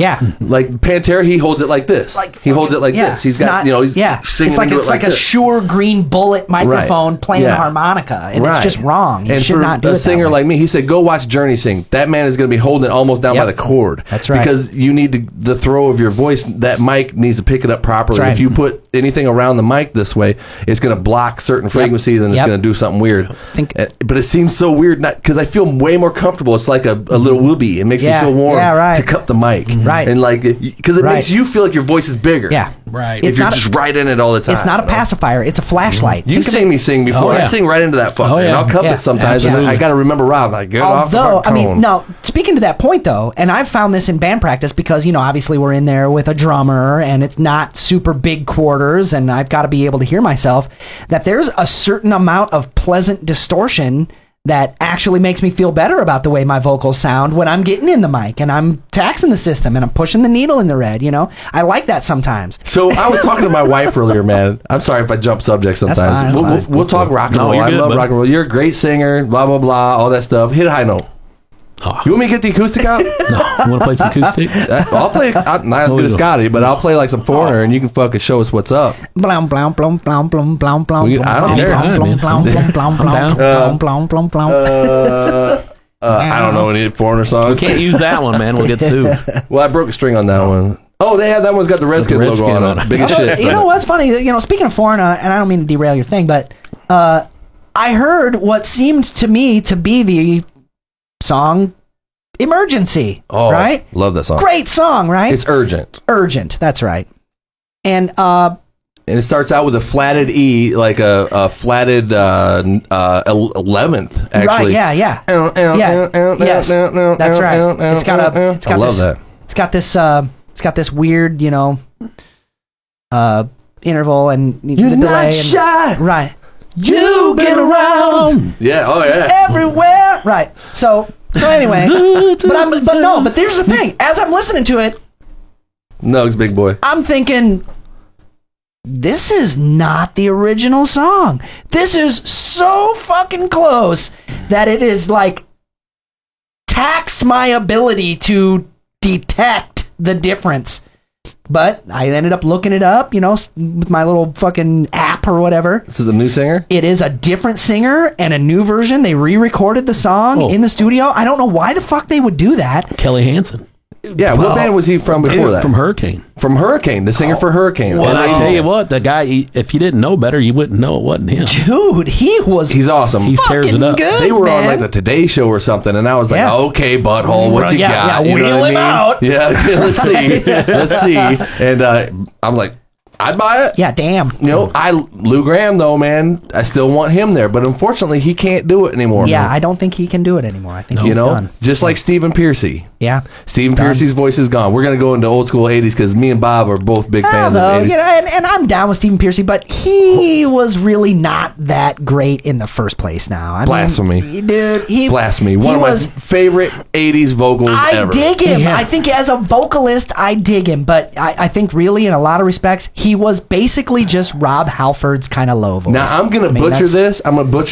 But there's only one man that can say "new kid in town" and sound like cool. Right. You know what I mean? It's like I suck at that, but he's got fancy clothes. Just the way that No, I'm with you. Start working on the women. It's like all the way he says it is just like. That's cool as fuck. It is cool. It is cool.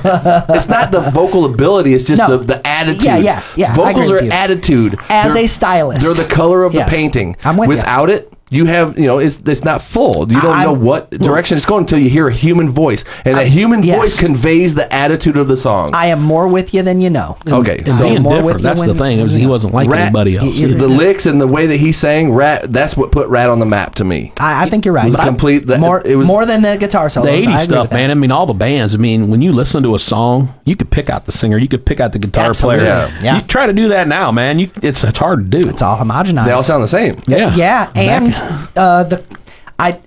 as a digital recording person, I have to say that when I go back and listen to those analog recordings, the recording quality is still superior to what we're doing now. It's still superior. Yeah. It still sounds more lifelike.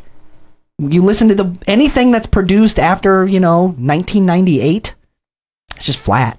Okay, so Rat, the drummer Blotzer put together the Rat Experience. Okay. And he's a drummer. He's got all new dudes. Warren DeMartini ain't a part of it. And all this shit. Really? And I'm telling. Yeah. Warren DeMartini isn't even in it. No, it's all different dudes except for Blotzer, and they hired a new singer Sin to City play the Sinners, part. I believe the band he got to do it. I don't know. They're a What's group that? of guys out of Las Vegas, Sin City Sinners. Well, I think I've seen him. Whoever the singer is, you guys be the judge. But this has been a debate at my house between me and my wife. I think this guy nails Piercy. Oh. And he brings that whole thing to life to where if you just close your eyes, because the dude looks like a crackhead version of me, though, the new singer. When I saw it, I was like, what the fuck? How did I get that gig? I don't remember that part of my life. But let's watch this. Okay. Thank you, sir. Thank you. Who knows the next song on this album? That's what we're gonna fucking play. Tell me that ain't fucking Brian Miner. Yeah, no shit. He even does the same thing. Oh, I know shit, right? He's got the... That's a Brian Miner without Captain Crunch in his life. Yeah, right. You know, it's cool that he wants to keep this thing going, man, but come on, man. There's Scotty Griffith. He's LA Guns bass player. Is that?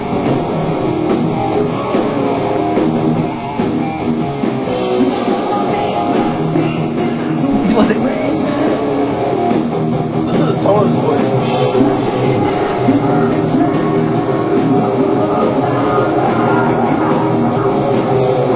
It's pretty good.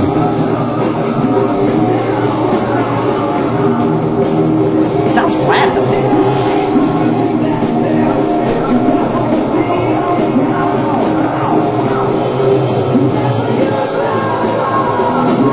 I think he's doing a hell of a job. He's doing a hell of a job, I think.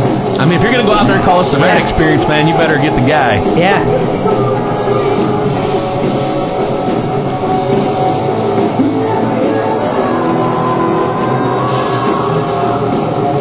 Tell me about that shit, man. Like it. Well, I mean, I don't know if I was just hearing it from a weird angle, but he sounded flat the whole time. Well, it's live, butthole. But the tone of the voice, what'd you think? Yeah, I mean, it sounded pretty good. It didn't quite have the snap, crackle, pop of those studio recordings, but I've never seen Rat live, dude. I've seen cover bands play Rat songs, and you could never do Piercy. You know what I mean? Piercy's just, I can't. I know I can't. I fucking suck at it. But I can hit the notes, but I just can't sound like that, man. He's got that distinct voice. He's, like I said, man. I think the only person that could do it would probably be Rob Halford, because I'm telling you, man, as I listen to old Rat recordings, I would love to hear Rob Halford sing Round and Round. Dude, I think that be interesting, wouldn't it? I really think that. Well, the next MDR All-Star Jam. We'll see if we can get it. There it is, yeah. I really think that if you listen closely to what Stephen Piercy is channeling, maybe not necessarily with his sort of linguistic choices. I mean, I agree. He has a certain accent of the way that he sings things that's pretty specific to him. But the actual quality of his voice reminds me very much of what Rob Halford does in his mid-range kind of loud, kind of screamy vocal. It's to me, it's almost identical. Okay. And in other news, for $300, you could go to Sebastian Bach's wedding. Oh, woo! Yeah, what's that all about? He's selling tickets for $300 a piece for people to attend his wedding. He's met the love of his life again. Fantastic. Sounds Love like of broke. Roman numeral. Sebastian Bach was one of my favorites, Yeah. if not the favorite metal vocalist like that. Oh, yeah. They were really one of the only hair metal bands I dug. Did you like him over at the iWireless? I thought he was cool. I was walking during the iWireless thing was interesting, man, because I was spending most of my time just making the trip from the stage to our dressing room, from our dressing room to the stage, from the stage to the dressing room, just taking that walk. I got to get it in because I'm never going to do that again. That's like, I wanted to feel like Kiss.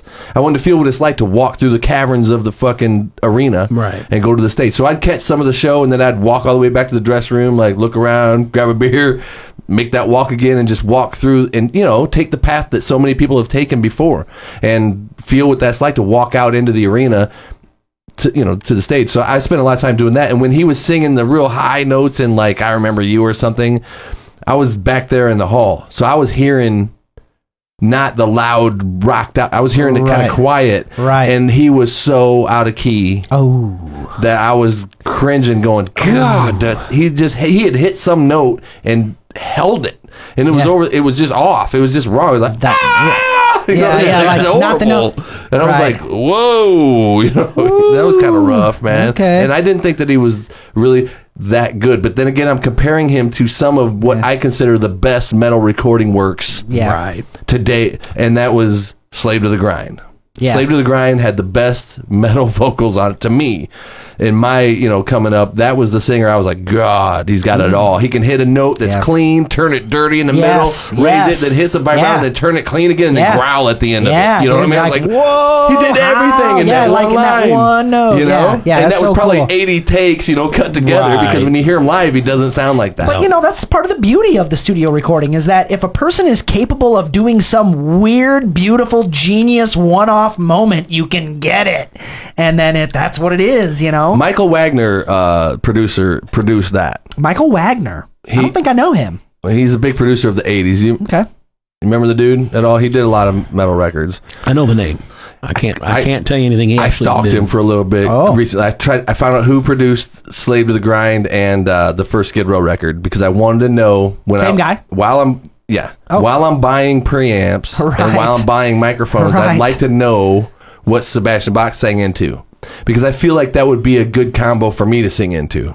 You all right? Sure. I was kind of thinking that way. Sure. I thought it'd make me sound like Sebastian Bach, but it didn't. But I got a hold of him. He's the guy that produced both them records, and I emailed him. I was emailing back and forth, and I just asked him. I said, "Hey, real quick, man, I love the recording of Slave to the Grind and Skid Row stuff. I thought it was some of the best recorded vocals that I've heard. I'm a big fan. Could you please just tell me what preamp you were using, your vocal chain was, and what was the microphone? Right. Yeah. And just one real quick story from the studio. Okay.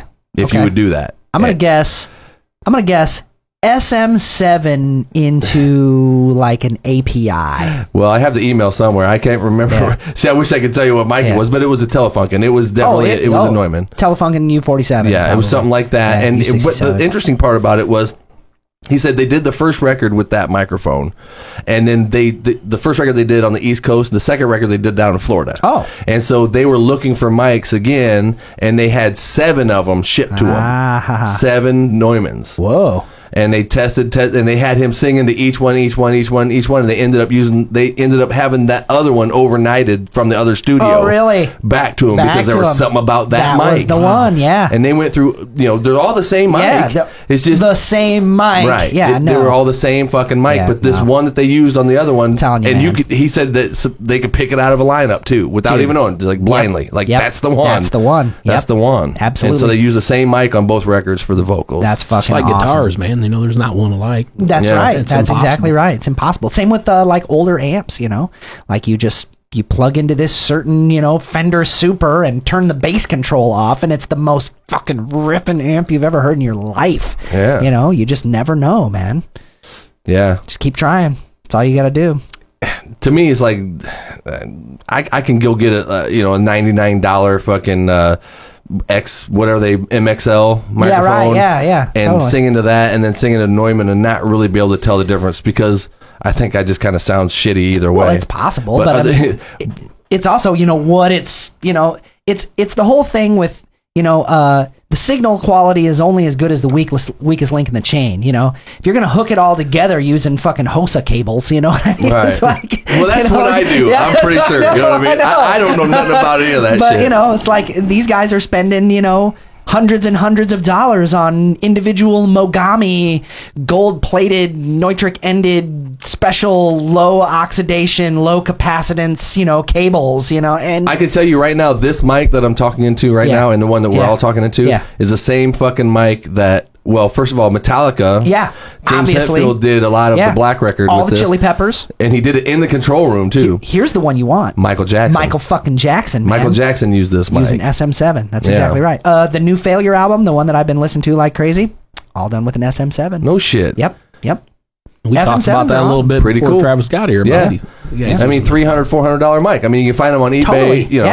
for whatever, but like a Neumann, dude, they're out there for like $3,000. Yeah, $3,500, man. Yeah, and that's and they're maintenance heavy. You know, the capsules generally stay good on them, but a lot of times people put new capacitors in them when they're super old, and sometimes you got to replace there's a tube in those microphones, so sometimes you got to replace the tube. There's a power supply for those microphones. The power supply can have problems. You might have to recap the power supply or put new diodes in it. You know, I mean, these are all the sorts of shit that go wrong. It's like people think, oh, I'll just go out and buy a Ferrari, man. That'll be great. It's like, yeah, you'll drive it for 10 fucking minutes, and then some little thing will wear out on it, and now you're buying performance parts, you know? Good luck. Sometimes it's better to find something that is still pretty damn good, that you can't tell that much of a difference. Save yourself the hundreds or maybe thousands of dollars. So it's kind of like a Ferrari and a Fiero sitting at a stop sign. Right. Exactly. And then the Fiero fucking dusts it because the Fiero weighs like $105 and has like 400 fucking horsepower. Yeah, and the guy in the Ferrari is too busy checking his bank account to see if he's got any gas money left. He's too busy looking at the fucking totally hot ass bitch he's got in the passenger seat, you know? Yeah, absolutely. Laughing at the dude in the Fiero. You're so fast and I'm so laid. We played this gig in Hazen, my guitar player in Dive Bomb. After the gig, we have these fans that come and see us, these friends that are just, you know, they're older and they fucking go out and they have a good time, and apparently they have a few dollars because the one dude drives a Viper and the other one had a Corvette. And so I had to take off out of the gig quick because I had to get back because the babysitters and shit. And that's, you know, sometimes that's like, thank you, good night, in the car, right? You know, on the way home, you know. Yeah. And come look at Facebook the next day, and here's Jeff Hazen, my guitar player, driving the fucking Viper. I saw that, man, driving the Viper. Yep. And, you know, and they're like, here, he threw the keys at Hazen, like, do some donuts. Yeah, and it's like fuck really? you, man. You want me to drive it? It's like, yeah, take it for a spin, man. Get on that thing, man. And then when he got back with that, his buddy's like, here's keys to my Corvette. Go ahead and try that one out. Oh shit. You know, I'm like, God damn it. Kids ruin everything. I know it. Although Hazen looks the part. He looks the part. Listen, if he drove that down Sunset Strip, yep, people would be like, Vince Neil. They would, dude. They totally would, man. Totally. Being in an '80s tribute band, you've been in it before, man. It's kind of run its course a little bit. It's kind of not as hot now, you know. It was hot for a long time, though. Well, you saw that the Nirvana tribute band's coming out, right? Yeah, that's the thing, dude. Yeah. It's gonna kill it, man. I wouldn't go. My wife and I were driving today. She said something hilarious. She goes, "We had some car that went by some truck with like a red quarter panel, and the rest of it was blue, and then like maybe a white tailgate or something like that." And she goes, "Oh, that dude totally looks like an '80s tribute singer." You know, because he had like long hair, it's kind of fading, and it's kind of frizzy and shit. And she was like, "That dude's definitely a singer in an '80s tribute band." And I was like, "What are you trying to say, bitch?" You know what I mean? I'm trying to say I'm hot for him. So we were just laughing about how, you know, we just want to pull him over and ask him, "Man, you sing in a band?" Yeah, right? Yeah. We're pushing. We're going to be 50 years old someday. You know, am I still going to be up there like, you know, singing Bon Jovi songs? What? No, I don't think so. I don't. Someday sing. ain't too far away, Brian. Yeah, I don't sing or play music. Yeah, and you'd be like, okay, you're the bass player. At what point do I turn into the Neil Diamond tribute guy that's playing at casinos and fucking, dude, you know? Yeah. Give me a call when you're ready to do that. Okay, yeah. Right. But I mean, it won't be Neil Diamond. It'll be Vince Neil. June. On that summer's day. That's pretty good, man. When I became a man. At the hands of a girl almost twice my age. Am I doing it? That's pretty good, man. Okay. That's pretty good, dude. And she came to me. All right, well, I'm not going to be the singer. I'll play bass. They're coming to America. It's going to be a car. Yeah, let's do it. I love Neil Diamond, though, man. Fucking badass. I was never into Neil. I mean, thought he was my dad for a long time. Did you? Yeah, because my dad bailed, so I was like, dude, I just wish Neil Diamond was my dad. I think Neil Diamond's my dad. He's cool, because my mom be cleaning the house, listening to, you know, like, I said, and I'm like, fuck yeah. Had a lot of emotion, you know what I mean? Yeah. Love on the Rocks. And I'm like, hell yeah, I could feel that. That's Mom's like, song. You know, cleaning the house, crying and shit. I was like, I love you, Neil Diamond. Yeah. What was my mom listening to? Neil Diamond. See, my mom was, you know, it's kind of weird, man. My parents, they both now are musicians in their praise band at church, but growing up, even though they claimed to be music lovers, they did not really listen to a lot of music. They didn't keep a lot of music on hand. They didn't listen to a ton of music. Only like the tip of the iceberg, most popular shit. You know, like they bought Michael Jackson Thriller. And they liked it so much that they went back and bought Michael Jackson Off the Wall. Who didn't buy Thriller? Dude, yeah, I know. Who didn't buy Dude, I Thriller? remember a point at junior high where if all the locker doors were open, it was nothing but fucking Michael Jackson laying, like, you know how he laid down the fucking... Totally. I was like, oh my God, this is a dilemma. And then like about 4 years later, it was all Bon Jovi. Bon Jovi, dude. It was all Bon Jovi in the locker. John Bon Jovi. I remember this shit happening. Yeah, you know? absolutely. That's the way things went. But thank God for what was Quiet the other Riot, one? man. My parents. Yeah, no shit. There'd always be the shit. oddball like me. Yeah, You'd have like Paul Stanley in there with fucking girls' makeup on and the shark tooth earring. No, you know? I knew a chick that had a poster for a BC Rich Warlock that was purple in her locker, and I was like, okay, you're cool. Yeah, you can be friends with me, man. Yeah, I can be friends with you. But you know what the other one my parents bought? They bought Mr. Mister. You remember that fucking album, Mr. Mister? Oh, yeah. And I went back and listened to that, and those guys are some pretty good fucking musicians, man. They came out in the 80s, man. Yeah, they did. They were great. And I mean, it You had had to be a musician to play in the 80s. I think you did. Yeah, you had because to be there were no Pro Tools. No. You were good or you weren't. But we understand, right? You and I understand that your voice is something really personal, man. Right. Yeah. It's almost the equivalent of pulling down your pants and saying, "Okay, everybody, check my dick out. Check it out." It's real personal. It's like playing everybody chess. discuss. You know what I mean? Yeah. You know, at the pool where you stand on the side, somebody like de-pants your ass in front of everybody. That happens to us every Saturday night. Yeah, yeah. You know what I mean? Or it's like playing chess against somebody. Right. You know what I mean? You're fucking matching wits. You're gonna find out who's. You're going to be the reason that people want to stay or leave. Yeah. Absolutely. A guitar player can be mediocre. Nobody's going to leave because a guitar player ain't strumming right. That solo sucked. Right. We're out You of get a here. bad singer up there. Drummers and singers are what's going to make people leave. I'm with you. And or to judge if the band sucks or Is not. a good or bad? Right. Exactly. Yeah. If the drums are tight and the guitar players are loose here and there, nobody's really going to notice that too much. Bass player. If the singer sucks and the drummer is out of time, people are gone. That's it. Done. I've got the key. I totally agree with that. What's your favorite shit, man? What would you have jamming in your car on the way here? Oh, man. I've talked about this a little bit the other night. It's Babylon AD's probably.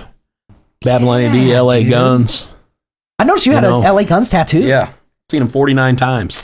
Jesus Christ. What is it about LA Guns that you like so much? I just always liked them, man. I mean, I was sitting They in were the living room. they were the Megadeth to Metallica as like LA Guns was to fucking Guns N' Roses. Yeah, right. Yeah, I mean, Right? Yeah, pretty much. I mean, Tracy and Axl kind of were Guns N' Roses. I mean, that's where the name came from anyways. Yeah. Really? The whole Guns N' Roses thing.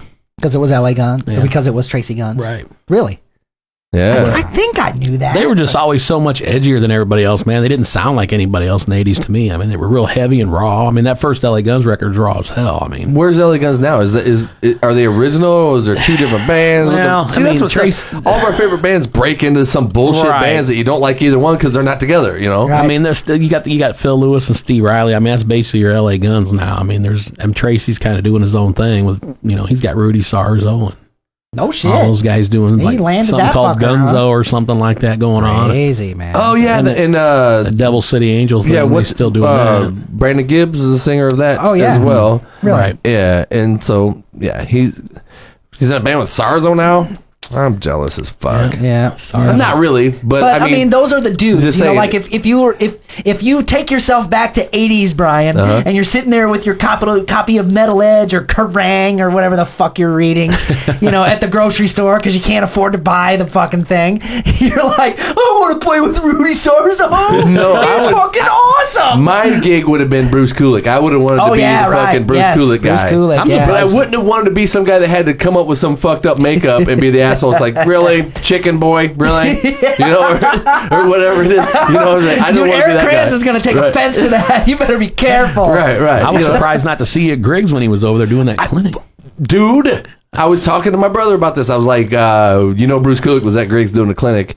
I totally got the dates mixed up. I thought it was the same night that we were playing down at the rally. Oh. So I didn't think I'd make it, but it was a week later. And, what am I going to say to him? He's in Muscatine all the time because you know that That's guitar Mark. player from Old Man's Curse, His brother-in-law. his wife, right, his wife married him. So he comes in town a lot. We went to go see a show in Muscatine behind some bar, outside show on a trailer. Yeah. No, it wasn't. Yeah, right. On top of a trailer. But me and my wife were rolling up, and I'm like, that's Bruce Kulick right there. Fuck. Yeah, and wow. everybody's like, yeah, he just got him jammed with Old Man's Curse or whatever and Sweet, did a dude. set. And I'm like, that's weird, you know. That Yeah, he'd be a right. muscatine, you know. Yeah. And of course, it's like, what am I going to do? I'm going to walk up to him and be like, "What was it like being a Kiss?" And probably, you know, get punched in the face or something. You know? Irritate the shit out of him, you know. Fuck. You don't want to talk to him, so you should have got up and talked to him about football. That would have made more sense. I doubt the guy likes football. But I mean, you know, he's an okay guitar player, but what I want to know, see, that's what I mean. I'm fucking getting old now. I don't care. He could be like, I'd be like, I don't care about that. Cool. What was it like fucking working in Kiss? What's the big machine like? What was it like, you know, rolling town to town? Did you fly? Did you fucking, you know? Were there hot tubs backstage? Yeah, was filled with bubble-breasted bitches? I just wanted to crank out an alliteration. all that stuff, I guess, you know. Yeah. You know, recording, what was recording like, you know.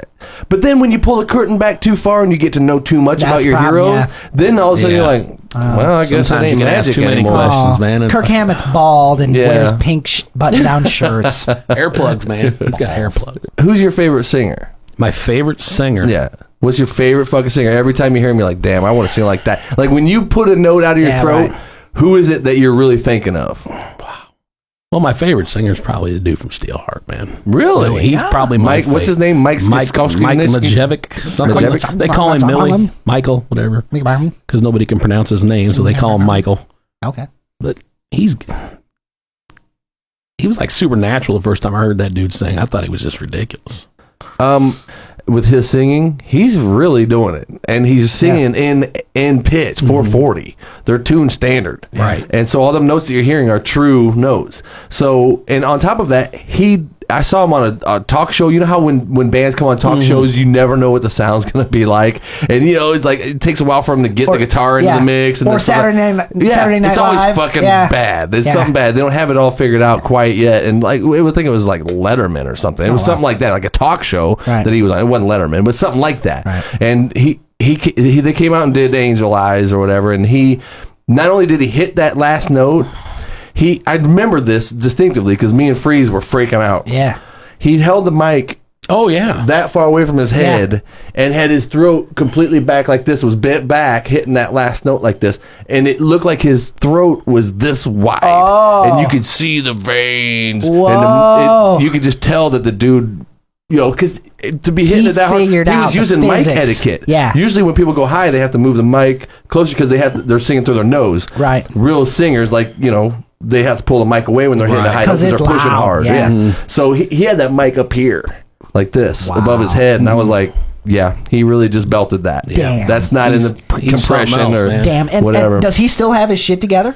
Yeah, you know, he still sings pretty well. I mean, I'm going to go see him in October, so I'll let you know how that Oh, goes. fucking A, dude. I heard he does like a tuned down version of that. I'm sure you'd have to. Well, is he Damn. is he in the movie, like the movie where Mark Wahlberg? He wrote a lot of that and sang a lot of Rockstar? that. Yeah. I was gonna say, was that dude involved in Yeah, that? he Because he comes sang in at a lot the of them end, songs. right? and Because so the band did is Steel Dragon. what's his nuts from Miles Kennedy. Okay. And I got to be honest, man. What about Miles Kennedy? He's got the most pure. That's a pure He voice. can do some Guns N' Roses. It's a shit. pure voice, and he can hit notes, and he can hold. But to me, it's so personality voided. There's not enough personality in it. Right. It's a very good. He can hit the notes, Yes. and he can do it very clean. He does the runs and all this stuff, but there's no fucking That's what I mean. attitude You in can, it. and I know this sounds weird, but I used to always equate that with this idea that if a person was that way, like it meant that they didn't really quite know how to fuck. Like like I always thought that, you know what I mean? Like this man. dude doesn't quite have it figured out. He doesn't really know. You know The what jury's I mean? out, but I sing like a girl, and I've been told that I'm in the sack. Well, so. and I you know, Brian, and you know, I mean, I read into this what you want, but I never had the impression that you were a guy who didn't have it figured out. Like Okay. I knew that wherever you were coming from, whatever technical inadequacies there were in certain things on your guitar or the way that you sang things, I never thought for a moment that you weren't a fucking stud. You know what I mean? Like I never thought that. And there are people that I've seen There are people that I've seen. Now he's talking my language. There you go. No, but there are people. Drop hammer. Drop hammer. Sunday. Watch them crash. Watch them burn. Drop hammer at the Cordova Speedway. Why does it have to be crash and burn? I don't know. Why couldn't it be like watch them rock? Watch them suck. Why can't it be like conquer? You know, and like Right. pillage. You know. Yes. They will fuck your wives. Long dick style. Long dick style. Boom. so anyway, you know, no, but but do you know what I mean by that though? Yeah, you know what I'm getting at? I get you, like man. there's something raw about the way a person like works in their passion that it's gotta be related to the way they fuck. It's gotta be. There's no way it's not. Like, why it's are we concerned with how guys funk though? I'm not saying we're not. I'm just or that we are. I'm not saying we are. I get it, man. But I just knew somehow that was like that was Right. the difference. You know what I mean? Like, Yeah. that was the difference. Like they knew how to shoot from the even the concept of shooting from the hip. What the fuck does that mean? I have no idea. It means not even aiming anything. You're just fucking like, you know, I don't know. It is Oh, a the way. shotgun, Yeah, that's yeah. right. Pull. Western style. Boom. Yep. But you know what I mean? Tell me that isn't basically a metaphor for It's something. ironing your clothes. Any guitar player that you see playing guitar, like doing solos, you could go in there and Photoshop out the guitar and put Yes. the dick in their hand. No, I like the ones and with then the see fish. Yeah. I make all these fucking expressions. It's a fish. Get it out of my hands. That's crazy. That's crazy. That's too funny. I'm gonna do my Netflix pick, man, because I came across something 2 nights ago that is blowing my mind, and it's so fucking long that I have to watch it, like, you know, because I watch it after everybody else has crashed out, Right, and I yeah, finally right. get to watch my documentary Sure. shit. Yeah, I know. I do that But it's too. the history of the Eagles. It's great. Oh. My god, dude, It's great. I'm only. I never- yeah. I watched it for 2 nights, and I'm only like 3/4 of the way done. How with long it. is it? Oh, It's long. It seems long 4 anyway. hours? 3 I hours? think every Yeah. segment of it's like 3 hours piece, ain't it? Fuck. It's long. It's, it's I don't awesome. know. It's long. Multiple fucking segments. But yeah. it's awesome. I never knew that Linda Ronstadt originally sang "Desperado." It was her song. The thing that I remember was that when they got back together and did the whole Hell Freezes Over thing, back before they kicked Don Felder out again, Yeah. they showed them rehearsing. They wrote a song at rehearsal with like 5-part vocal harmonies Yeah. that were perfect. Right. Perfect. They were perfect. Yeah, man. ridiculous. Yeah. Fucking amazing, man. Well, Killer you know, man, dude. spent the last year Rocky Mountain Way. Yeah, right. I didn't know that dude eventually joined the Eagles. Joe Walsh. I didn't Joe know that he Walsh, was yeah. by himself first. Oh, yeah. And then joined the Eagles. I thought that was after the Eagles. I was all fucking confused. No, yeah. The story doesn't even start kicking in until 1973, Well, dude, and that's yeah. when I was born. Yeah. Well, So my history of the Eagles has been, thank God for this documentary, because I was all confused. You're gonna know your shit when it's over, man. I didn't His, know shit about the Eagles. You will now. His band before, Nugent's band before was Amboy Dukes. The Joe Walsh's band before that did Funk 49 and did God damn it, they had one other song. But Funk 49, that was the tune, man. You know, it seems to me you don't want to talk about it. Seems to me Yeah. you just turned right. We'll get your I own hit Eagle some shit note. I going. tried to hit a note there that harmonized, but Way! Right. I put this in a pitch corrector. Yeah. We'll sound like fucking Eagles. Auto- Auto tune, man. amazing, Look at dude. auto tune, man. Yeah. Auto-tune Never that do shit, auto-tune. dude. We'll It's sound like the fucking Eagles. T-Pain People in think this we're shit. cool, man. But yeah, I mean, he was already a force unto his own. Did you even have any fun on this podcast? I'm having fun, man. Okay, I'm- man. You're just not a very hyper person, are you?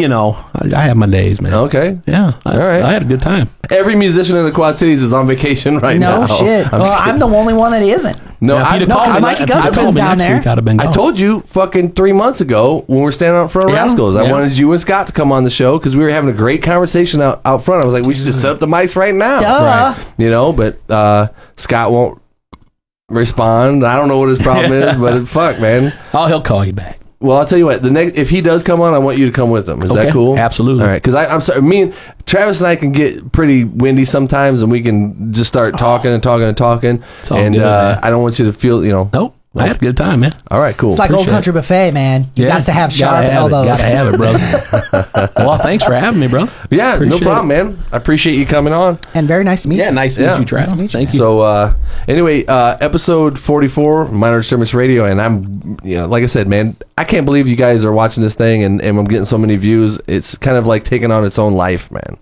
And I am grateful from the bottom of my heart for everybody that watches the show. Really?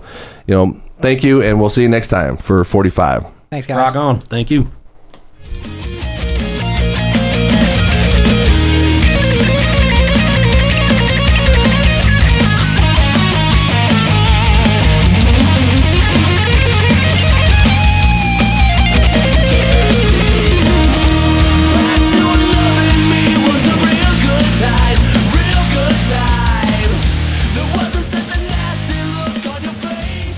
Oh shit, I said